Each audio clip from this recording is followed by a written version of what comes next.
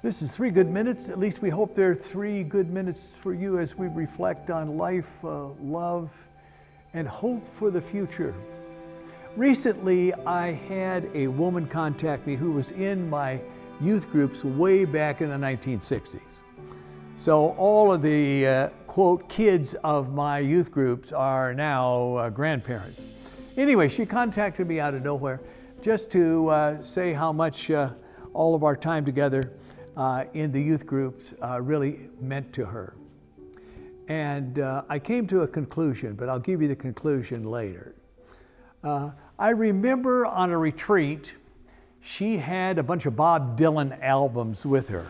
And I came up to her and I said, trying to be, the nice hip youth minister, "Hey, tell me about this guy by the name of Bob Dylan." She looked up at me and said, "Dick, you are really weird," which is true, but maybe that's for another time. I remember these young women. I was at the church office on Monday after our youth group the night before, and these girls would come to the church dressed in the nice dresses that their mothers had. Now we're talking about the 1960s, and they had a bag of clothes that had torn jeans and old shoes and sweatshirts and all that stuff.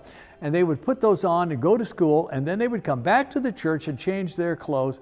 I said, "Girls, do not expose me to your mothers. They'll be all over me." But anyway, that was the kind of the time that we were living with for sure.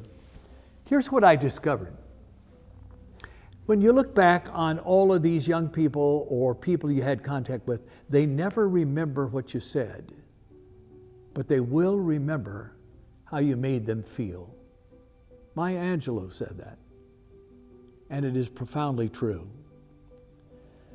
Now that Bob Dylan has sold all of his tunes for about $500 million,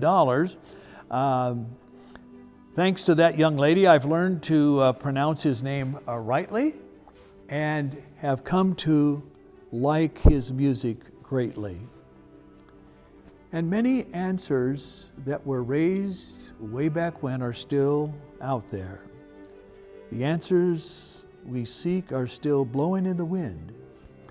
May we never worry about how people remember us, but focus on making sure they know how we made them feel in the time we had to love them. Someone said that life is a succession of moments. To live each one fully is a way of succeeding.